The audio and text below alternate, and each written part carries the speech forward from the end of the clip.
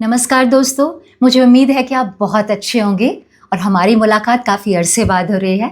तो दोस्तों, आजकल गोविंदा की शादी बहुत चर्चा में है, तो मैंने सोचा कि बॉलीवुड की शादियों पर अपनी सीरीज़ में मैं आपको गोविंदा और सुनीता आहूजा की शादी का सच बताऊं। दोस्तों, हाल ही में खबरें आई कि गोविंदा और सुनीता 37 साल बाद तलाक ले रहे हैं। उनके सेक्रेटरी शशि ने बाद में कहा कि वो तलाक नहीं ले रहे हैं और उनकी पत्नी यानी गोविंदा की पत्नी सुनीता ने बाहर आकर डंके की चोट पर यह ऐलान किया, सबको ललकारते हुए, कि कोई माई का लाल मुझे और गोविंदा को अलग नहीं कर सकता। मेरे को और गोविंदा को इस दुनिया में अगर कोई अलग कर दे किसी का माई का लाल, तो सामने आ जाए। कहा जा रहा था कि सुनीता ने 6 महीने पहले ही कोर्ट में तलाक की अर्जी दे दी थी। दोनों अलग तो पहले से ही रहते हैं। जिन दिनों अक्टूबर में सुनीता ने कोर्ट में डिवोर्स की अर्जी दी थी, याद कीजिए कि उसी दौरान गोविंदा के घर गोली कांड भी हुआ था। उनकी किस्मत ही खराब थी, क्योंकि फिल्मों में तो कोई उन्हें लेता नहीं है। तो उस वक्त उन्होंने यानी गोविंदा ने पॉलिटिक्स में कमबैक किया था। एकनाथ शिंदे की शिवसेना में शामिल हुए थे। हालांकि गोविंदा को तब तक टिकट नहीं मिला था, लेकिन इलेक्शन कैंपेन में स्टार फेस तो उन्हें होना ही था। लेकिन जख्मी होने के कारण वो फिर से घर पर ही बैठने को मजबूर हो गए। अब दोस्तों, चाहे उनका पत्नी से पेपर पर डिवोर्स ना हुआ हो, लेकिन इमोशनल तौर पर तो वो अलग हो ही चुके हैं, क्योंकि तब उनकी पत्नी ने, जो कि बहुत लाउड और आउटस्पोकन है, उन्होंने पति को गोली लगने के बाद एक बहुत ही इनसेंसिटिव बयान दिया था। उससे लगता है कि उनका इमोशनल डिवोर्स काफ़ी पहले अरसे हो चुका है। आप भी सुनिए कि सुनीता जी ने क्या कहा था। तो ये कलकत्ता जाने वाला था दुर्गा पूजा के लिए। तो अचानक से मेरे ड्राइवर का फोन आया और मैं फोन उठाती ही नहीं हूँ कभी जब मेडिटेशन में बैठती हूँ। तो उसने 2 बार कॉल किया, तो शायद इसको गोली लगी, तो इसने बोला कि सुनीता को फोन लगाओ। तो मैंने पहले पूछा कि इसको मारा किसने। तो मैंने बोला लगा भी तो यहाँ पे, जहां लगना चाहिए था वहां नहीं लगा। तो सुना आपने, इससे साफ जाहिर है कि सुनीता में अपने पति के लिए भावनाएं बिल्कुल खत्म हो चुकी थी, वरना इतना इनसेंसिटिव बयान वो नहीं देती, कोई भी पत्नी नहीं देती। लेकिन आप सोचिए कि वो क्यों चाहती थी कि गोविंदा को ऐसी जगह पे गोली लगे जिससे वो फिजिकल रिलेशनशिप के लायक न रह जाए। एक बीवी का गुस्सा ही था, बहुत गहरी नफरत थी, जो धीरे धीरे सालों में डेवलप हुई है। काफी अरसे से दोनों के अलग रहने का कारण जो सुनीता बता रही हैं कि गोविंदा फिल्म बनाने वाले हैं और उसके लिए घर पर लोगों का आना जाना लगा रहता है। तो उनके मुताबिक कि वो और उनके बच्चे, जो कि काफ़ी जवान हैं, कैसे भी कपड़े पहन के घूमते रहते हैं। ये कैसा कारण है? खैर, ये निजी चॉइस हो सकती है अपने कपड़ों की, लेकिन ये वजह बिल्कुल ही गलत है, क्योंकि इसके लिए गोविंदा अलग ऑफिस भी ले सकते थे। जब अलग फ्लैट ले सकते हैं तो उससे आसान तो ऑफिस लेना ही था। और उनका बंगला यानी जल दर्शन इतना छोटा भी नहीं है कि एक ऑफिस ना बन सके उसके अंदर। दूसरी बात ये कि बॉलीवुड में कई लोगों के घर पे लोग आते जाते रहते हैं काम के सिलसिले में, तो क्या वो अपनी बीवी बच्चों से अलग रहने लगते हैं? नहीं ना। यानी मेरा कहना ये है कि अब इनका अगर डिवोर्स नहीं हुआ तो उसका मतलब ये नहीं है कि ये दोनों साथ साथ हैं और शादी अच्छी चल रही है। आज जो भी हाल हों, लेकिन इनकी शादी तो पहले भी कोई अच्छी नहीं चली। बहुत ही तूफान आए थे और फिल्मी ड्रामे हुए थे शादी से पहले भी और बाद में भी। दोस्तों, विरार का छोकरा कहलाने वाले गोविंदा और बैंड्रा गर्ल सुनीता की लव मैरिज हुई थी, लेकिन उससे पहले काफ़ी ड्रामा हुआ, और वो भी तब हुई थी जब गोविंदा चारों तरफ से फंस चुके थे, घिर चुके थे। अब इनकी मुलाकात कैसे हुई? तो एक इंटरव्यू में सुनीता ने बताया था कि उनकी बहन की शादी गोविंदा के मामा आनंद सिंह के साथ हुई थी। उसी शादी में पहली बार सुनीता ने गोविंदा को देखा था। तब वो स्टार नहीं बने थे, एक्टर भी नहीं बने थे। उनके जीजा जी ने कहा था कि गोविंदा बहुत ही सिंपल सा लड़का है, जो अपनी माँ से बहुत ज़्यादा प्यार करता है। उस वक्त वो 9th क्लास में थी और गोविंदा BCom के लास्ट ईयर में थे। उनके जीजा आनंद सिंह ने सुनीता से ये भी कहा कि कोई भी लड़की गोविंदा को इम्प्रेस नहीं कर सकती। अब सुनीता कहती हैं कि मैंने सोचा कि इसमें ऐसा क्या है कि कोई भी लड़की इस लड़के को इम्प्रेस नहीं कर सकती, अभी तक नहीं कर सकी। तो उनके शब्दों में मैंने जीजा जी से कहा कि मैं कर सकती हूँ। तब उन्होंने ऐसा करने के लिए मुझे चैलेंज दे दिया। यानी दोस्तों, गोविंदा को अपनी तरफ आकर्षित करना सुनीता के लिए पहली नज़र का प्यार या अट्रैक्शन नहीं था, बल्कि एक चैलेंज था, गेम था। तब सुनीता खुद भी बहुत स्मार्ट और खूबसूरत थी, यहाँ तक कि गोविंदा के मामा ने उन्हें गोविंदा के साथ ही पहली फिल्म तन बदन ऑफर की थी, जो बाद में उस रोल के लिए खुशबू सुंदर को कास्ट किया गया था। लेकिन सुनीता स्क्रीन पर नहीं बल्कि रियल लाइफ में उनकी हीरोइन बनना चाहती थी। वो गोविंदा को अपनी तरफ आकर्षित करने के लिए सारे लड़कियों वाले हथकंडे, अपनी अदाएं, नाज नखरे सब आजमाने में लग गई और वो काम भी आए। सुनीता कहती हैं कि तन बदन नाम की फिल्म के मुहूर्त के दिन, जो कि गोविंदा की शुरू होने वाली पहली फिल्म थी, उनका भाई और गोविंदा कार से जा रहे थे। भाई उन दोनों के बीच बैठा था, तो जब सुनीता ने अपना हाथ हेडरेस्ट पर रखा तो उन्होंने वहां गोविंदा का भी हाथ रखा हुआ देखा। फिर उन्हें रियलाइज हुआ कि गोविंदा उनका हाथ पकड़ने की कोशिश कर रहे हैं। इतने शर्मीले और झिझकने वाले लड़के थे गोविंदा। फिर उन्होंने डेट करना शुरू कर दिया। सेट पर मिलना तो होता ही रहता था, दोनों में लड़ाइयाँ भी बहुत होती थीं और यही उनकी केमिस्ट्री बन गई। कई बार नोक झोंक ही प्यार में बदल जाती है, यही इनके साथ भी हुआ। और एक और फैक्टर था डांस का। डांस का दोनों को बहुत शौक था, तो डांस ने उन्हें जोड़ा और डेटिंग 3 साल तक चली। दोस्तों, गोविंदा की डेब्यू फिल्म पर काफ़ी कन्फ्यूजन होता है।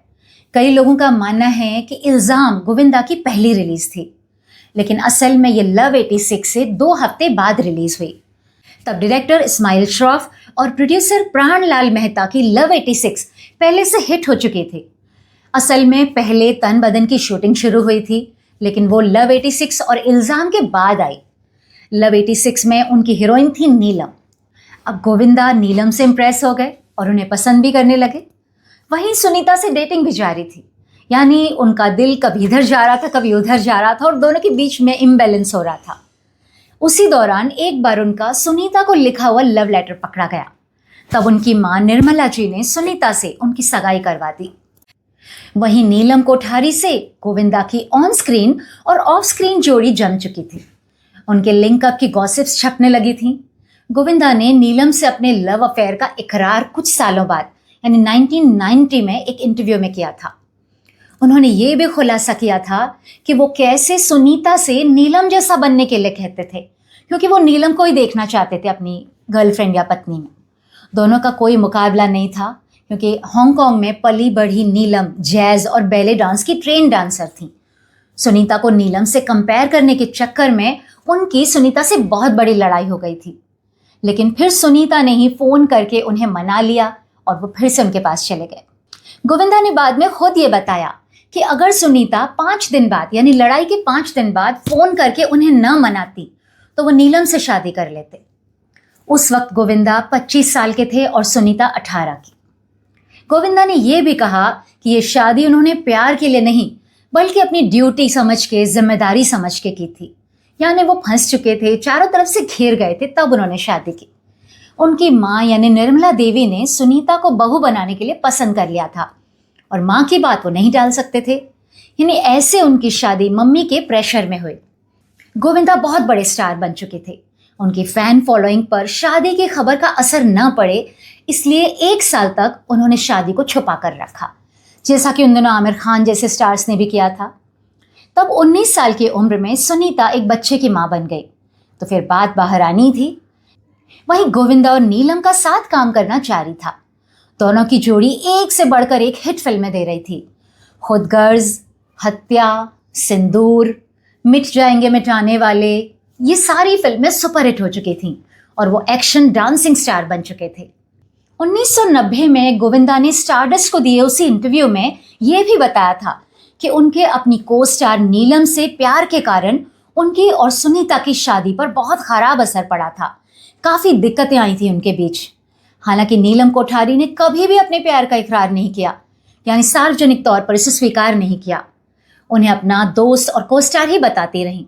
दोस्तों, उन दिनों तो मैं स्कूल में पढ़ती थी और मैंने एक फिल्म मैगजीन में नीलम का इंटरव्यू पढ़ा था, जिसमें वो कह रही थी कि मैं गोविंदा के डांस के साथ पेस और एनर्जी मैच कर पाती हूँ, इसलिए हमें एक साथ कास्ट किया जाता है, जो कि कोई और एक्ट्रेस नहीं कर पाती। दोस्तों, गोविंदा और नीलम ने कुल 14 फिल्में साथ में की और उनमें से ज़्यादातर सुपरहिट रहीं। गोविंदा 90s के बहुत बड़े और बिजी स्टार थे। उन्होंने एक बार 70 फिल्में साथ में साइन कर ली थीं और दिन में 3-3 शिफ्ट्स में काम करते थे। तभी उनका शूट पर देर से आना भी शुरू हो गया और गायब होना भी। वो 3 प्रोड्यूसर्स को एक ही डेट देते थे और उनमें से किसी एक को उस दिन गच्चा देते थे, यानी डिच कर देते थे। प्रोड्यूसर सेट पर क्रू के साथ दिन भर इंतजार में बैठे रहते थे, फिर पता चलता था कि उनका हीरो तो किसी दूसरे सेट पर शूट कर रहा है। ये शिकायत इतनी बढ़ गई थी कि एक बार तो संजय दत्त ने अंडरवर्ल्ड डॉन छोटा शकील से फ़ोन पर शिकायत भी की कि गोविंदा शूट पे देर से आता है, सुबह 9 बजे की शिफ्ट में 2 बजे आता है। तो ये हाल था गोविंदा की लेट लतीफ़ी का। इस दौरान सुनीता और गोविंदा 3 बच्चों के माँ बाप बन चुके थे। पत्नी सुनीता ने हालात से समझौता कर लिया था। जैसा कि वो कहती थीं कि पति कहीं भी मुँह मारे लौट के तो घर ही आएगा ना, जो कि शादी चलाने के लिए ज़्यादातर स्टार वाइफ्स की, प्रोड्यूसर डायरेक्टर्स की वाइफ्स की मजबूरी होती है। नीलम के बाद गोविंदा के लिंकअप्स उनकी हॉट को स्टार्स करिश्मा कपूर, रवीना टंडन और रानी मुखर्जी से भी हुए। लेकिन रानी मुखर्जी के साथ उनके अफेयर की हॉट गॉसिप्स छपी। कहते हैं एक रिपोर्टर सुबह रानी के घर पहुंचा तो उसने गोविंदा को उनके बेडरूम में नाइट ड्रेस में देख लिया था। अब नाइट ड्रेस कोई बाहर से गेस्ट पहनकर तो नहीं आता, तो बात साफ थी। जब ये खबर छपी तो सुनीता और गोविंदा के बीच बहुत बड़ा झगड़ा हुआ। सुनीता गुस्से में घर छोड़ के बच्चों समेत मायके चली गई थी। अब बॉलीवुड की बीवियां कर भी क्या सकती हैं, बेचारी घर छोड़ के मायके चली जाती हैं बच्चों को लेकर, और फिर पति उन्हें मना के वापस ले आते हैं, शादी चलती रहती है। अक्षय कुमार की पत्नी ट्विंकल ने भी यही किया था जब प्रियंका चोपड़ा के साथ उनकी खरीबियों का खुलासा हुआ था। और फिल्म मेकर अनुराग कश्यप की पहली पत्नी आरती बजाज ने भी यही किया था जब अनुराग कश्यप का रवीना टंडन के साथ लिंकअप हुआ था फिल्म शूल के दौरान। बॉलीवुड के इनर सर्कल में ये भी कहा जा रहा था कि गोविंदा अपनी बीवी को छोड़ के रानी के साथ फार्म हाउस में लिव इन रहने लगे हैं। गोविंदा ने रानी के साथ हद कर दिया आपने, चलो इश्क लड़ाएं, प्यार दीवाना होता है, ये मूवीज़ की। हद कर दी आपने की शूटिंग स्विट्ज़रलैंड और अमेरिका में हुई थी, जो उनकी साथ में पहली फिल्म थी। तो आप समझ सकते हैं कि रोमांस के लिए ये कितनी परफेक्ट लोकेशंस थी। आउटडोर शूटिंग में दोनों की दोस्ती काफ़ी परवान चढ़ी और वो काफ़ी करीब आ गए। ये भी खबरें छपी कि बाद में गोविंदा ने रानी को एक फ्लैट और कार गिफ्ट किए थे। कहा गया कि वो उन पर काफ़ी पैसे खर्च करते थे, महंगे महंगे गिफ्ट देते थे। और दोस्तों आपको पता है कि रानी को पैसों से कितना प्यार है, वो बहुत प्यार करती हैं पैसे से। लेकिन गोविंदा के नाइट सूट वाला स्कैंडल होने के बाद सुनीता ने उनके रानी के साथ काम करने पर रोक लगा दी थी। उसके साथ ही इस बॉलीवुड की हीरो और हीरोइन के बीच की लव स्टोरी का दी एंड हो गया। आखिर 2014 में रानी मुखर्जी ने आदित्य चोपड़ा से शादी कर ली और उसी साल गोविंदा ने भी सुनीता से फिर से शादी की। रानी से शादी के लिए आदित्य चोपड़ा ने अपनी पहली पत्नी पायल को तलाक दिया था। लेकिन उनके पिता यश चोपड़ा और माँ पामेला चोपड़ा पहली बहू पायल को ही पसंद करते थे, लेकिन बेटे की जिद के सामने मजबूर हो गए क्योंकि वही बेटा उनके यश राज बैनर को आगे लेकर जा रहा था। इस तरह रानी यश राज फिल्म्स की भी रानी बन गई। रानी मुखर्जी ने नीलम की ही तरह गोविंदा को हमेशा दोस्त ही कहा, जैसे कि सारी हीरोइंस करती हैं। बॉलीवुड में अपने अफेयर्स को हीरोइंस कभी कंफर्म नहीं करती, अक्सर हीरो कह देते हैं। बाद में अपनी लेट लतीफ़ी और अनप्रोफेशनल रवैये के कारण गोविंदा का करियर ग्राफ गिरता गया। उन्हें वहम की भी बीमारी है, तो वो बयान देने लगे कि सलमान खान उनका करियर ख़राब करना चाहते थे। इससे उनके करियर पर और ख़राब असर पड़ा क्योंकि सलमान तो उन्हें सपोर्ट कर रहे थे, उन्हें बड़ी फिल्म दी थी अपने साथ जो कि सुपरहिट हुई थी, पार्टनर। इस नाकामयाबी का असर भी उनकी शादी पर पड़ा। गोविंदा अंधविश्वासी भी बहुत हैं, इसकी बहुत सारी कहानियाँ हैं। कभी वो एक मुर्गे को सेट पर ले आते थे कि कहा गया है, मुझे ज्योतिषी ने कहा है कि आज पूरा दिन तुम्हें इस मुर्गे के साथ रहना है, तो प्रोड्यूसर डायरेक्टर अब उस मुर्गे को भी संभालते थे पूरा दिन। कहते हैं गोविंदा एक बार जब आउटडोर शूटिंग कर रहे थे तब वो कई घंटों के लिए लंच के बाद गायब हो गए, और जब वो वापस आए तो उनकी को स्टार ने देखा उनकी शर्ट पर खून के निशान थे। तो को स्टार ने पूछा कि ये कैसे हो गया, आपको कहीं चोट तो नहीं लगी, कोई झगड़ा वगैरह हो गया? तो गोविंदा ने जवाब दिया कि मैं पास के गांव में गया था, मेरे किसी ज्योतिषी या तांत्रिक ने किसी ने कहा है कि तुम्हें जानवर की बलि देनी है जिससे तुम्हारा और भला होगा, तुम्हारा फ़ायदा होगा। दोस्तों मैं तो इसके बहुत खिलाफ हूँ, यानी जीव हत्या के बहुत खिलाफ हूँ, लेकिन उससे किसी इंसान का फ़ायदा कैसे हो सकता है? और गोविंदा जो इतने बड़े स्टार थे, डांसिंग स्टार थे, एक्शन कॉमेडी में उनका जवाब नहीं था, उसे ये सब करने की क्या ज़रूरत थी? जाहिर है इसकी वजह उनका बढ़ता हुआ अंधविश्वास ही था जिससे उनका कोई भला नहीं किया। तो एक साथ गोविंदा का करियर ग्राफ भी नीचे आया और उनकी शादी में भी दरारें पड़ चुकी थीं, जो दरारें आज हमारे सामने आ रही हैं। अब आप सोचिए कि पिछले दिनों जब गोविंदा और सुनीता पिछले अरसे में हाथों में हाथ डाले हुए बहुत रोमांटिक होकर एक साथ रियलिटी शोज में जा रहे थे, नाच गा रहे थे, तब सच ये था कि असल में उनकी शादी कमज़ोर पड़ रही थी, टूट रही थी।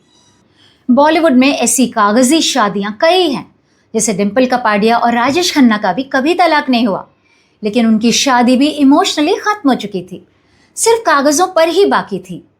राजेश खन्ना तो डिवोर्स के लिए आखिर तक तड़पते रहे और कहते रहे लोगों से कि उससे पूछो जाके कि वो मुझे तलाक क्यों नहीं देती है, डिवोर्स क्यों नहीं देती है। और दुनिया से वो गए तो सारी जायदाद अपनी दोनों बेटियों के नाम कर गए। डिम्पल को उन्होंने कुछ भी नहीं दिया। यही उस शादी का सच था कि उनके दिल में एक दूसरे के लिए कुछ भी नहीं था। दोनों के ही अलग अलग रिश्ते चल रहे थे। तो दोस्तों, गोविंदा और सुनीता के बारे में मेरा एक्सपर्ट कमेंट ये है कि इन दोनों में से तलाक तभी कोई लेगा जब कोई एक दूसरी शादी करना चाहेगा। गोविंदा के बारे में आजकल ये भी चर्चाएं हैं कि वो अपने से 30 साल छोटी एक मराठी एक्ट्रेस को डेट कर रहे हैं। अब इन चर्चाओं में कितनी सच्चाई है ये तो वक्त के साथ ही सामने आएगा। तो ये था गोविंदा की शादी का सच। पब्लिक इवेंट्स में गले लगते हुए स्टार्स के असली रिश्ते ज़रूरी नहीं कि असल में भी उतने ही प्यार भरे हों, क्योंकि ये शोबिज़ है और शादियाँ भी कई बार सिर्फ शो की रह जाती हैं। तो दोस्तों, अब मुझे इजाज़त दीजिए, और आप किस बॉलीवुड के जोड़े की शादी का असली सच जानना चाहते हैं ये कमेंट करके ज़रूर मुझे बताइएगा, मैं वो आपको बताऊंगी। और अगर आपको ये एपिसोड अच्छा लगा है तो कमेंट ज़रूर कीजिएगा, और सब्सक्राइब करें न करें आपकी मर्ज़ी है, वो तो बिल्कुल फ्री है। धन्यवाद।